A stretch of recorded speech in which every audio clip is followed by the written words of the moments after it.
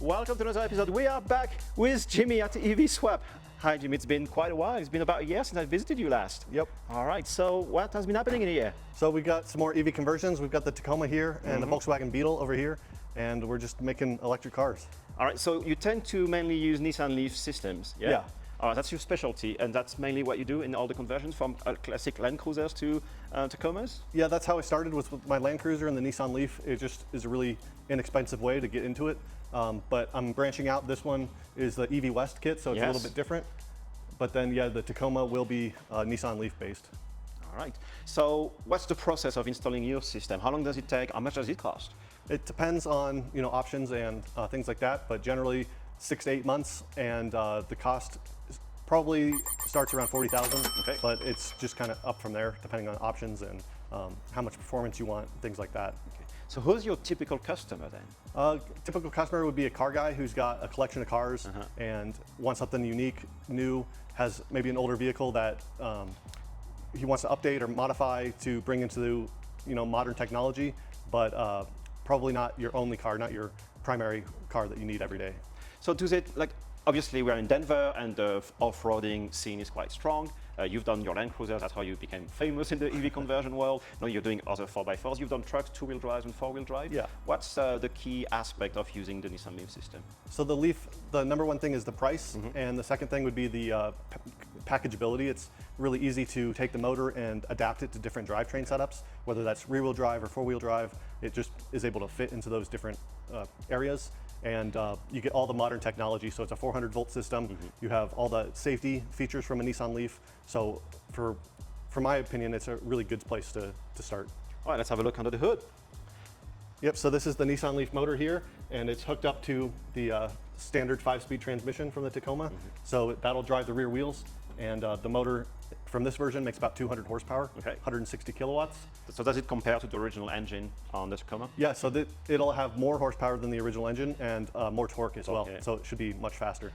So do you have to build an adapter plate for each application? Exactly. Yeah. So the motor, then an adapter plate and drivetrain coupler in between, and it's pretty straightforward. Okay. So what's the plan next? Do you want to do several Tacomas? Do you want to scale doing several identical builds, or is it as they come? Yeah, right now it's as they come. I would like to focus on something like the Tacoma, where there's tons of these out there and people love these cars. I also want to do a sports car or more performance-oriented car for autocross or racing, things like that. I think that sports car EV would be really fun.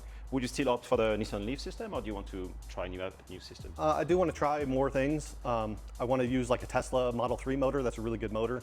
But right now, the Leaf is really great. There's just so many of them available on the used market that it's just really attractive for that reason. But I want to do everything with EVs. I want to do really high performance ones. But what I really love about you and the other guys repurposing those Nissan Leaf systems, as you said, there's so many of them. So let's do something with them. And as you said, the technology is still relevant today. Yes. And it makes a fantastic choice. So let's go actually through the whole system. Do you repackage the modules? Do you tend to try to use the pack as it comes? Yeah, I'll show you what the battery looks like. So this on the floor here is the Nissan Leaf battery, and this is the 60 kilowatt hour pack. It's got a few modules missing, but you can kind of see the idea. And this is, as you can see, it's really big. These modules take up a lot of space, and it weighs about 1,000 pounds. So this is the biggest battery that Nissan has in the Leaf, but it's also the most high performance, the most power, and the most capacity. So this is the third generation Nissan Leaf? Yes. Yeah, okay. So that's what you tend to use. You don't really use the first or second generation packs? Yeah, you can. It's just on the Leafs, the batteries degrade, especially the early ones. So it's just kind of not worth it. I like to stick with the 40 kilowatt hour and the 60 kilowatt hour, which is the newest, the latest ones. Okay. So the fact that there's no cooling in the Nissan Leaf, does it make your conversion way easier to It does simplify it, and Nissan did a good job of packaging the battery and the motor so that the motor doesn't draw too much power, and that way the battery doesn't need to be cooled. Okay. So if you had to design your own, say, battery pack, still using the Nissan Leaf motor, you could, but then the price, the budget would go significantly higher. Exactly, yeah. And the great thing about the Leaf is you just buy the Leaf and you have all of the components Everything, there. yeah. Okay. So how much of the Tacoma can you keep and mix it with the Nissan Leaf system? So I try to keep all the drivetrain components from the Tacoma, so like the 5-speed transmission, the drive shaft, the drive axle, all the suspension is the same, and I really like that because it's OEM quality, it's going to last a long time, and you don't really need to reinvent a lot of the stuff. So that's why I like to adapt the original drivetrain. Now, how do you manage and program everything, and what are your solutions, say, for HVAC and so on? So for the programming, I use a Resolve EV controller, which is a really great controller for Nissan Leaf systems, and it uses all of the standard CAN bus communications and safety systems. So it works just like a Leaf. And then as far as HVAC, just an electric air conditioner and electric heating unit, wire them into the battery so that they have the full voltage, and that'll just work like normal, AC and heater. So how many conversions have you done since you started EV Swap? So I've done 2 full conversions on my own, and then these 2 are in progress. And then I have 3 other conversions that I've helped through various stages, whether it's wiring or heavy lifting, installing batteries. That's kind of it. So maybe 6 conversions I've been a part of. So what would be your best advice to someone looking to do something similar, like a business, like a one-man band doing 1 or 2 conversions at the same time in one unit? I'm talking from the technical aspect of things, but also how to bankroll a project like this. Yeah, so it definitely takes a long time. So you've got a vehicle sitting for a while, so you need a space where you can keep it protected. You're going to need to know most of the normal car stuff, like removing an engine, doing the maintenance, things that are kind of second nature to most shops, but maybe it's a new thing if you're just getting into these. So that's a big thing, is having space and time allocated. And then of course, managing the customer's expectations, because it's not cheap. There's a lot of labor. The labor is just as much as the electric vehicle components. So you really need to price that and make sure that you are not underselling yourself. Okay. And it's really great to have a local community. Like here in Colorado, we've got state of charge type events where we can meet and greet with all other EV conversion people, and that's really big because you can see what other people are doing. They can help you with your build, and it's really great to have that community. Could you tell me why in Denver there's so many specialists, why the community is growing so quickly compared to even bigger cities where there's not as many specialists? Denver is kind of unique in that we have a lot of really high-tech industries here, a lot of computer technology, aerospace. It's a really hands-on kind of group of people that live here, and it's also a pretty affluent area, so people have got cars and collections and they like to spend money on their hobbies.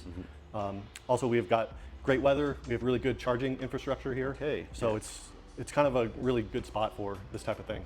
Speaking about charging, how do you charge the Tacoma on your other build? So the Tacoma's got normal J1772, level 1, level 2 charging, and then also it can use CHAdeMO or CCS, and so that'll pretty much take care of most of the public charging needs. Okay.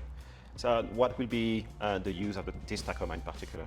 So this owner actually had an order in on a Cybertruck from years ago when they first announced it, and then as the price increased on the Cybertruck, he decided maybe it would be more fun to do an EV conversion like this. So he wants to use this for truck stuff, hauling things in the bed, and driving around town, and just as a little pickup truck for him. So what type of range do you expect once it's all ready to go? I hope that this truck will do about 200 miles of range. That's kind of the goal, is to get the range up there around 200. Perfect, yeah. Perfect to drive around town, go on an adventure in the mountains, or go skiing. Yes. So now let's go with the Beetle, another fantastic Beetle becoming electric. Same thing to drive around town in Denver? Exactly. This customer lives in Boulder, Colorado, which is kind of a small town, and he wanted an EV, but didn't want to buy a brand new car. So this is a 73 Beetle, and it's got the EV West kit in there, so it's got a Hyper 9 motor and some Tesla battery modules. So they supply all the components, all the brackets to install the motor and the battery pack, and then you finish it all? Exactly. The EV West kit is pretty good. It's got a coupler and adapter for the motor. It's got the pre-built battery boxes, and it comes with a lot of these smaller components. And so the big work for me is the wiring harness, getting everything wired in the correct place, and then programming the controller, programming the BMS, making sure the charger works, all of the stuff towards the end. So what would be the best tip for someone looking to do one of those systems in their Beetle? Definitely look around. There's some really great YouTube videos. There's people who've documented their builds on forums, and that's been really helpful to figure out all the small stuff.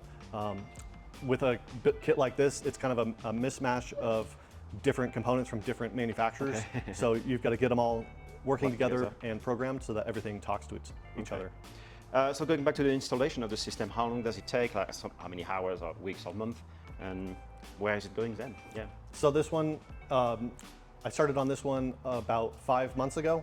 So it's it's coming along faster than the Nissan Leaf ones just because there's less fabrication to do. So this is kind of like the lower budget version, but still the labor is pretty high and the kit price is pretty high too. So this one again is, by the time it's done, it'll be about $40,000. Okay.